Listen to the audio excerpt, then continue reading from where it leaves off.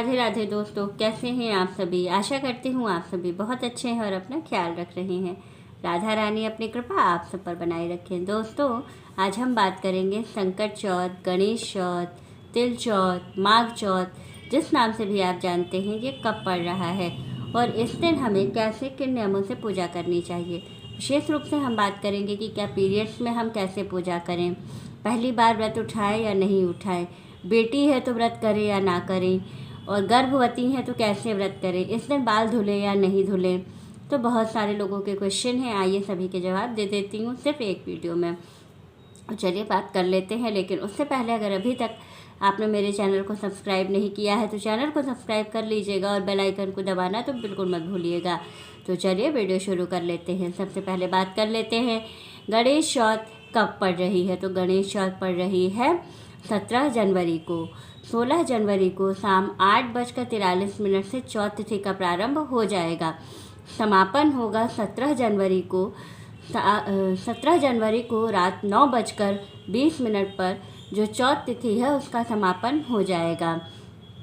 अब बात कर लेते हैं हम लोग कि पीरियड्स में हम पूजा कैसे करें। तो देखिए, अगर आप मासिक धर्म में हैं, आपका पहला, दूसरा, तीसरा दिन है, चौथा दिन भी है, तो आपको गणेश जी की पूजा नहीं करनी है। ना ही आपको तिल डाल के जल में स्नान करना है। आपको सिर्फ स्नान कर लेना है और मन में व्रत का संकल्प ले लेना है मानसिक रूप से कि आज मैंने गणेश चौथ का व्रत रखा है और इस मनोकामना के लिए रखा है। ठीक है, आपको ऐसे ही करना है। आपको किसी भी चीज़ को छूना नहीं है, कोई चीज़ वो नहीं करना है, किसी चीज़ को भी आपको टच नहीं करना। भगवान को, विग्रह, मूर्ति को भी टच नहीं करना है, कोई चीज़ चढ़ानी नहीं है। चंद्रोदय के समय भी आप सिर्फ चंद्रमा का दूर से दर्शन करेंगे, अर्घ्य नहीं देंगे, पूजा नहीं करेंगे चंद्रमा का। अब बात कर लेते हैं कि बेटी संतान है तो क्या हम गणेश चौथ का व्रत करें या ना करें। तो देखिए, अगर आपके पास बेटी है तो कोई परेशान होने वाली बात नहीं है। संतान है तो आप ये व्रत आराम से कर सकते हैं, क्योंकि इस व्रत में ऐसा कोई नियम नहीं है, कहीं किसी पुस्तक में, कहीं शास्त्र में ये वर्णित नहीं है कि बेटी संतान है तो आप उसके लिए व्रत नहीं रख सकते हैं। तो अगर बेटी है, बेटा है, कोई भी संतान है तो आप व्रत कर सकते हैं। इवन आपके पास संतान नहीं है तो भी आप व्रत कर सकते हैं संतान प्राप्ति के लिए। तो ये व्रत इस तरह का है कि कोई भी इस व्रत को कर सकता है। दूसरा क्वेश्चन ये है कि क्या बाल धुल सकते हैं इस दिन या नहीं। तो देखिए, इस व्रत में ये नियम है कि आप बाल धुल कर ही व्रत रखेंगे पूजा, क्योंकि ये सुहाग की पूजा नहीं है। सुहाग की पूजा में मांग धुल करके व्रत नहीं रखा जाता है। ये तो गणेश चौथ का पूजा है और प्लस ये संतान की पूजा है। तो इसलिए इस दिन आपको अच्छे से बाल धुल करके सुबह साफ स्वच्छ पवित्र हो जाना है, नहा धो करके, और उसके बाद आपको व्रत का संकल्प लेना है। तो ये नियम है जो है बाल धुलने का। आप ज़रूर इस दिन बाल धुलिए, बाल धुल करके स्वच्छ पवित्र होकर ही व्रत रखिए। अब बात करते हैं पहली बार व्रत उठाए या नहीं उठाए। तो देखिए, इस साल आप सभी व्रत उठा सकते हैं।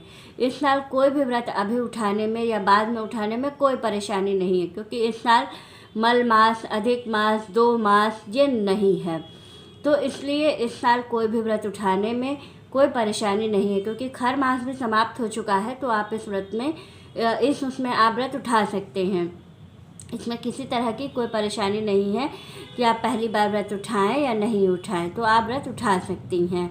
तो ये था क्वेश्चन का आंसर। अब एक चीज़ बहुत कॉमन है, इसके बारे में बात कर लेते हैं। बहुत से लोगों का ये क्वेश्चन है कि दी, क्या हम व्रत वाले दिन नमक खा सकते हैं। तो देखिए, आपके यहाँ जैसे नियम लिया गया हो उस तरह से आप व्रत करिएगा।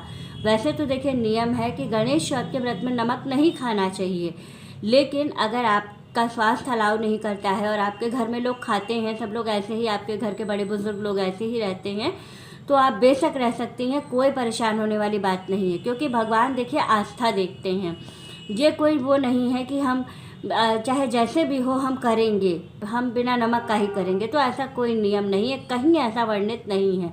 लेकिन व्रत का पारण आपको तिल के लड्डू खाकर ही करना है। तिल का जो प्रसाद लड्डू आप भोग लगाएंगे, उसमें से 5 जब पंडित जी को दे देंगे तो उसमें से प्रसाद खाकर ही आपको पारण करना है। इसके बाद आप कुछ भी खाइए, कोई परेशान होने वाली बात नहीं है। संपूर्ण नियम इसी तरह से आपको करना है। इस दिन आपको विशेष रूप से गणेश जी को सिंदूर जरूर अर्पित करना है और नया सिंदूर जरूर खरीदिएगा गणेश चौथ के दिन। इस दिन गणेश जी को पीला सिंदूर नया खरीद कर चढ़ाने से अखंड सौभाग्य का वरदान प्राप्त होता है। और ये बिल्कुल भूल कर मत करिएगा कि गणेश जी के भोग के प्रसाद में आप तुलसी भूल कर भी मत डालिएगा कुछ भी, लेकिन तुलसी मत डालिएगा, क्योंकि अगर आपने लड्डुओं में तुलसी डाल दिया तो गणेश जी उस प्रसाद को ग्रहण नहीं करेंगे। उनके प्रसाद में हमेशा दुर्वा डाली जाती है। तो इस चीज़ का विशेष रूप से आप ध्यान रखिएगा कि जो भी लड्डू का भोग आप लगाइएगा उस लड्डू में हमेशा दुर्वा डाल करके ही गणेश जी को भोग लगाइएगा। तो ये नियम आप विशेष रूप से ध्यान रखिएगा, इसमें कहीं गलती मत कीजिएगा। जानकारी अच्छी लगे तो आगे शेयर कर दीजिएगा ताकि और लोगों को भी जानकारी मिल सके। वीडियो अच्छी लगे तो लाइक कर दीजिएगा, एक प्यारा सा कमेंट कर दीजिएगा और चैनल को सब्सक्राइब कर लीजिएगा। राधे राधे दोस्तों।